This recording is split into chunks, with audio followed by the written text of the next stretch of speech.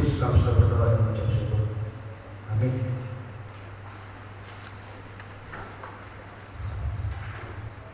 Pada hari ini tanggal 10 April tahun 2022, firman Tuhan diambil dari Mazmur 118 ayatnya yang 19 sampai 29. Mazmur 118 ayat 19 sampai 29, ayat bahasa Minang, siang bahasa Indonesia.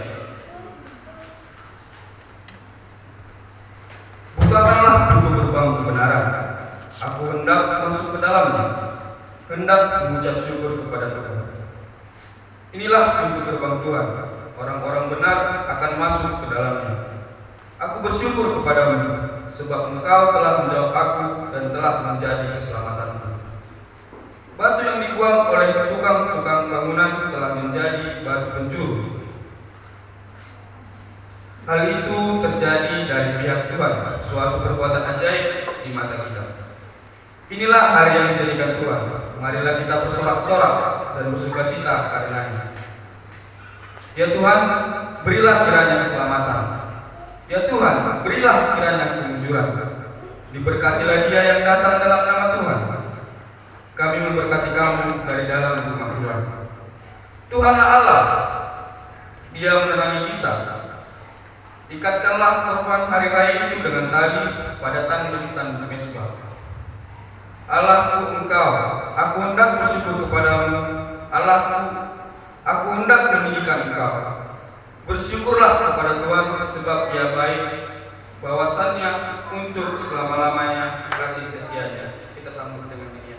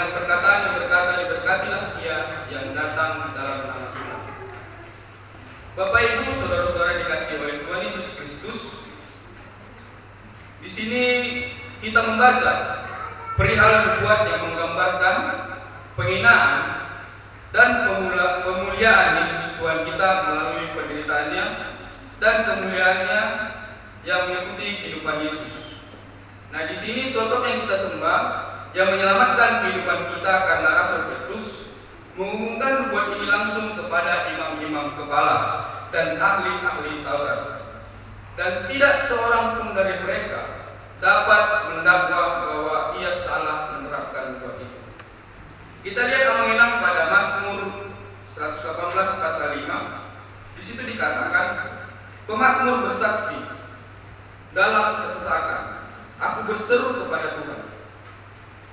Nah, dari sini dituliskan ada kesesakan. Yang dimaksudkan pemazmur di sini kesesakan itu yaitu menggambarkan keadaan yang sedang terjepit, terancam, mengalami kondisi berbahaya dan tidak ada jalan keluar. Nah, tetapi ketika disesak oleh berbagai banyak masalah, pemazmur ini tidak takut karena Tuhan berada di pihaknya dan menjadi perlindungannya. Itu tertulis pada ayat 5 sampai 9. Nah,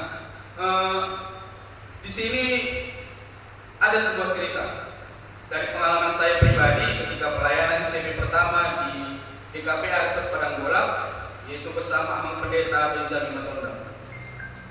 Nah, ketika pelayanan menuju Tapus Godang di Resort Padang Bola, sebelum hari-hari 2 hari sebelum pelayanan, di situ saya jatuh sakit, yaitu memang sudah ada riwayat tipus seperti itu. Kemudian saya harus pulang balik Spiro Padang Bola untuk check up ke rumah sakit, mengontrol kesehatan juga. Terus Amang Pendeta mengatakan, Sadra, kalau tidak bisa, kalau melodang sanggup ke pelayanan, apa yang bisa? Ada melakukan dokter Ampanita.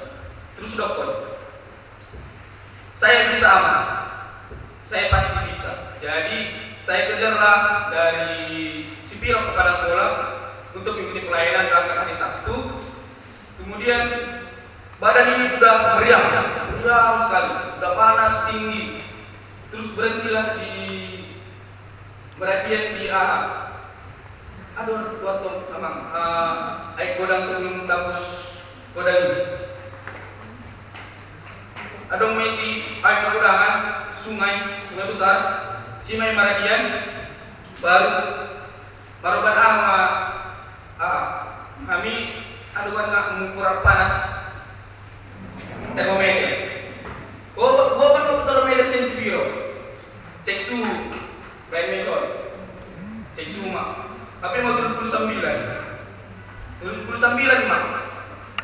Jadi udah pemandian roti di bangsa Iranku, biar Tuhan sanggup bilang pelayanan. Baru kau mengisi tanya, Tuhan, jawab waktu lalu tetap sekolah bisa pelayanan kau lancar bayar. Kita lihat sanggup tetap sekolah, puji Tuhan. Sampai dengan selamat, sehat-sehat juga, lanjut evangelisasi di malam minggu ini. Setelah itu selesai ibadah, Romang Panita menelpon, biar Amang, biar keadaanmu, malu main Amang, puji Tuhan. Amang, dari segi itu saja, segi pelayanan, kita bisa melihat bagaimana kasih Tuhan kepada kita, bagaimana rencana Tuhan kepada kita. Di sini diberkatilah dia yang datang dalam nama Tuhan. Karena kita tulus dengan nama Tuhan, kita percaya kepada Dia, kita bisa melaksanakan tugas dengan baik, dengan sertaan dalam nama Tuhan. Kemudian Amang ingat, sekarang kita mau belajar apa yang hendak dikatakan oleh nubuat ini.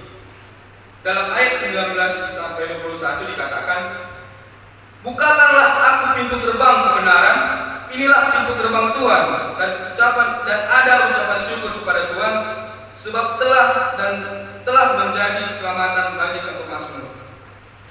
Pemazmur di sini sangat berhasrat memasuki tempat Maha Kudus.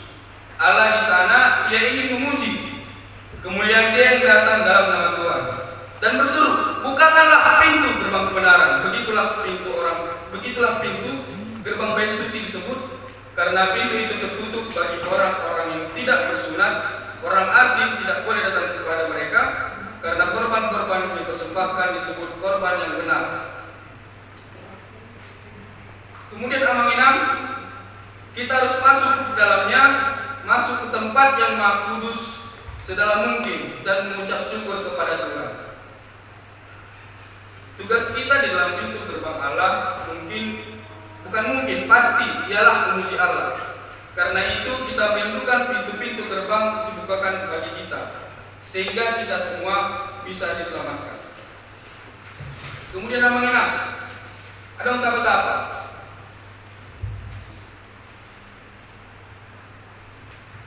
Kristen kita. Kristen. Ada artinya Kristen. Aha. Pengikut Kristus. Biado molo pengikut Kristus. Ada karena itu menetap. Jalankan perintahnya. Mari gini-gini dong. Sangat berbuat baik. Pastinya berbuat baik. Itulah kita Kristen, pengikut Kristus. Ketika kita kemana saja percayakan Kristus, pasti kita akan selalu sertai dan diberkati oleh Dia. Karena banyak sekarang mengenang, apalagi anak muda zaman sekarang, masa milenial, generasi Z. Banyak sekali anak-anak muda, bahkan di tempat umum saja, contohnya ketika berkumpul mau makan, mau berdoa saja malu. Berdoa, mereka malu. Jadi dalam makan, gas, habiskan tanpa berdoa. Apakah itu termasuk pengikut Kristus? Kenapa kita malu mengakui bahwa kita Kristen? Apa yang kita lakukan? Itulah dia mengingat karena kita, apalagi anak-anak muda zaman sekarang, tidak ditanamkan dari kecil. Bagaimana kita, contohnya pada saat sekolah minggu, harusnya diajarkan mau sebelum makan, mau dimanapun itu pasti kita berdoa. Kita berdoa untuk apa? Untuk bicara kepada Tuhan supaya diberkati perbuatan kita, kerjaan kita, apapun itu. Kemudian namanya dalam ayat 20 di sana disebutkan, inilah pintu gerbang Tuhan. Orang-orang benar akan masuk ke dalam pintu gerbang yang telah menjadi ketetapannya. Orang-orang benar akan masuk ke dalamnya. Orang-orang benar ini seperti apa? Pernah nggak dalam pikiran kita muncul, Tuhan, orang yang benar itu seperti apa? Apakah contohnya berbuat baik seperti membantu teman-teman kita, misalnya persembahan yang nggak ada, dan persembahan. Apa itu termasuk perbuatan baik? Iya, perbuatan baik. Apakah tulus? Tulus puji Tuhan. Kalau tidak,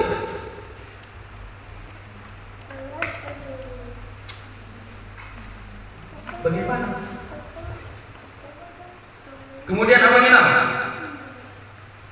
Ada yang memahami bahwa pintu gerbang ini sebagai Kristus yang membawa kita ke dalam persekutuan Allah. Ini adalah kita ini persekutuan Allah dan membuat puji-pujian kita di telinga ini. Kristus adalah jalan. Tidak ada yang sampai kepada Allah kalau tidak melalui Kristus. Kristuslah perantara kita dengan Allah. Dia adalah pintu bagi domba-domba untuk menuju ke bait suci Allah. Olehnya dan hanya oleh Kristus saja orang-orang benar dan hanya mereka saja yang akan masuk dan sampai kepada kebenaran Allah.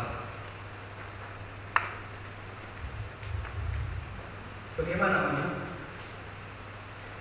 Apa kita sudah yakin bahwa kita pengikut Kristus?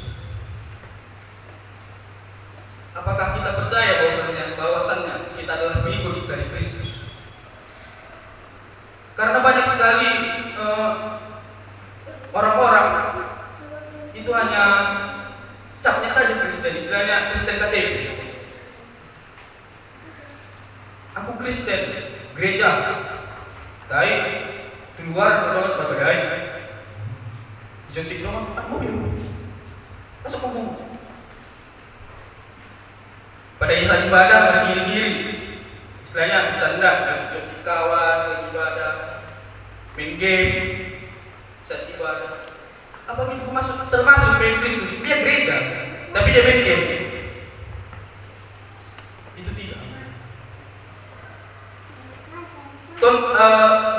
gereja, tapi lebihnya ke game. Anak-anak zaman sekarang banyak sekali, terutama anak sekolah minggu. Apalagi karena tuntutan zaman dari wajib ada HP, tidak bisa tidak.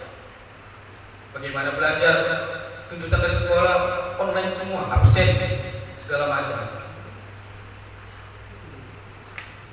Jadi kita harus belajar dari pemazmur ini.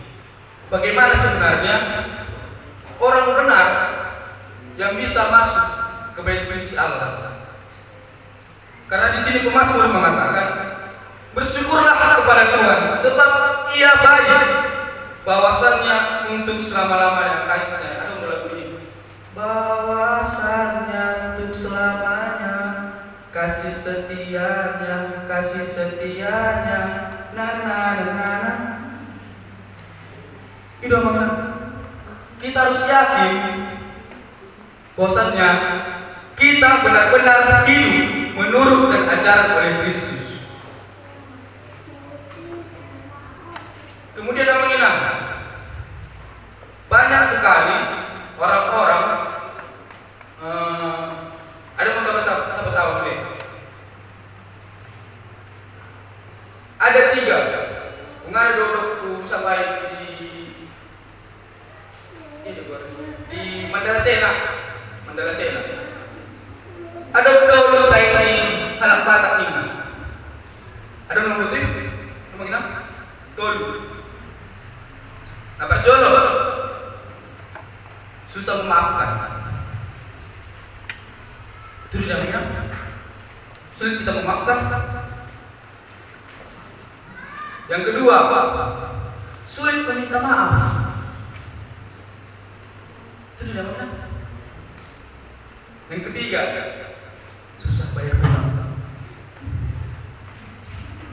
Kalau kan lebih galak lagi orang yang ditagih daripada yang menagih. Betul, mana susah mau, mana 20.000. Padahal itu tanggung jawab. Yang pertama tadi, sulit memaafkan. Kenapa sulit memaafkan? Pasti ada yang belakang dendam. Jangan kita membuat dalam diri kita dendam. Itu akan membuat kita terperosok ke dalam dosa, ke dalam jurang yang sangat dalam. Istilahnya luka batin. Ketika dendam kepada teman kita, ketika dendam kepada sama kita orang Kristen, pasti akan membuat sakit yang sangat dalam. Ketika jumpa pun, cara lihatnya sini. Boleh bisa ground. Itulah yang membuat kita setiap hari misalnya jumpa saat ibadah pun, kita pasti akan melihat dia. Ini yang kemarin bang, menjaga bayi tua, dicek dia orang tua, pasti akan jadi dendam. Dan kita akan berdosa jika kita jumpa besok. Berdosa jadi tiap hari dosa. Ketika dia dosa yang muncul, itu tidak bisa menang. Jangan kita menyimpan dendam, lebih baik kita mengatakannya kepada mereka langsung. Tolong semua ini. Najaga kepada cocok. Kita jelaskan kepada dia langsung. Jangan itu menjadi dendam. Susah itu. Kemudian kita juga jangan susah minta maaf. Ketika kita salah, kita akui bahwa kita salah, pasti lega. Oh, lupa minum maaf, abah. Satu hari, aduh salah kedua, teman kita itu pun pasti berpikir, oh iya, nah boleh dong beda, pasti. Karena kita ketika mau masuk ke gerbang Tuhan ini, pasti dengan hati bersyukur, tidak dengan hati bersungguh-sungguh. Beta dapat suwodo, berdoa tenon, nabar pada ini sungguh. Ayo sih, kami nalar masuk.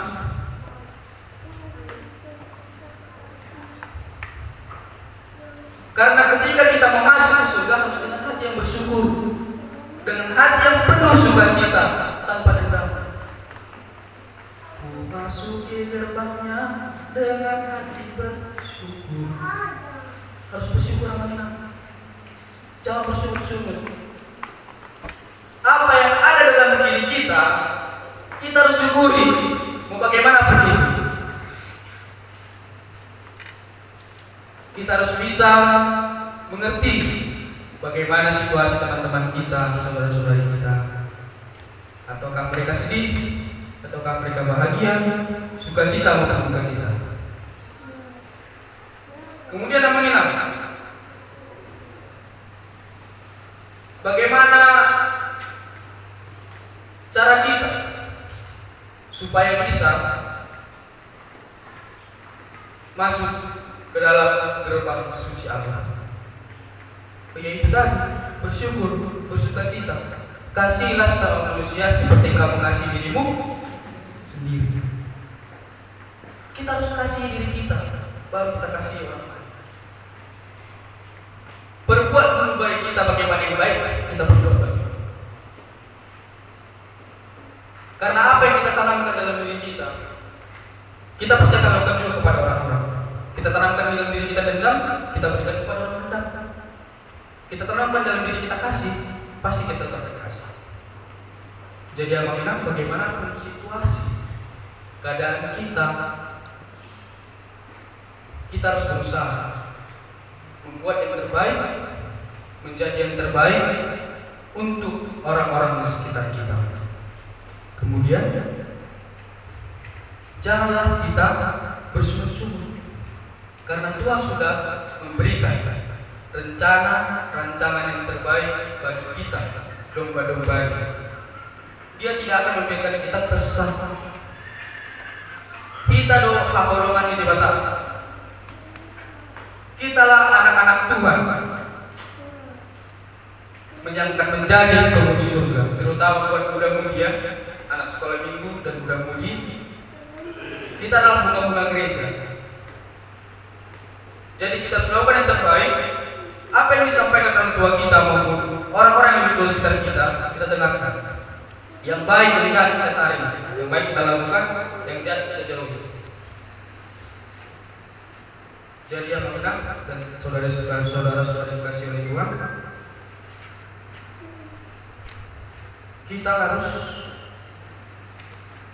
bersyukur, tidak puji, bersyukur berlandaskan kasih di dalam nama Tuhan Yesus Kristus. Janganlah kita tanamkan lagi dendam. Kita jangan itu. Mudah-mudahan jemaat GKP Rizki tidak ada yang dendam ya, antar sesama jemaat ya. Kemudian banyak kan senang-senang sukacita yang tadi kuliah jemaat senyum-senyum semua. Gak ada pikiran, gak ada beban pikiran.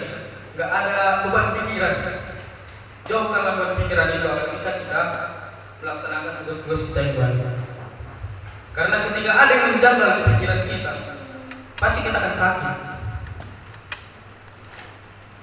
Apapun itu yang amang-inang, kalau kita sudah sakit, tambah lagi pikiran yang sangat bikin kacau, makin sakit.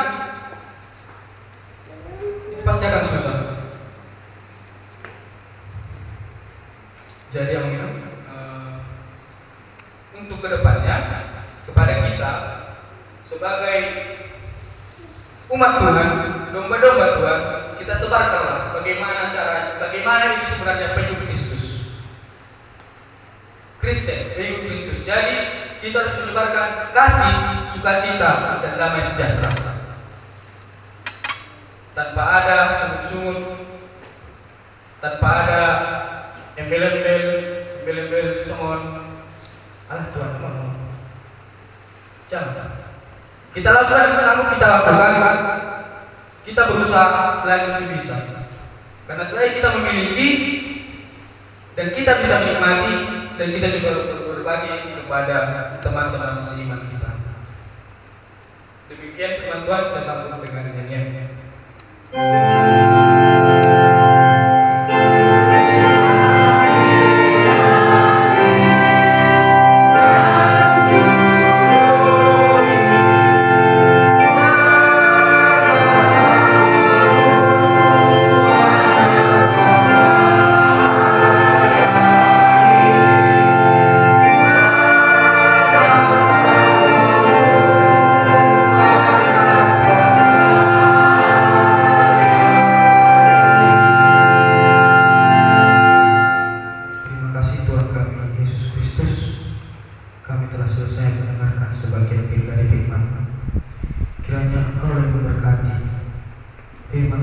hati agar bisa kami laksanakan di kehidupan kami sehari-hari.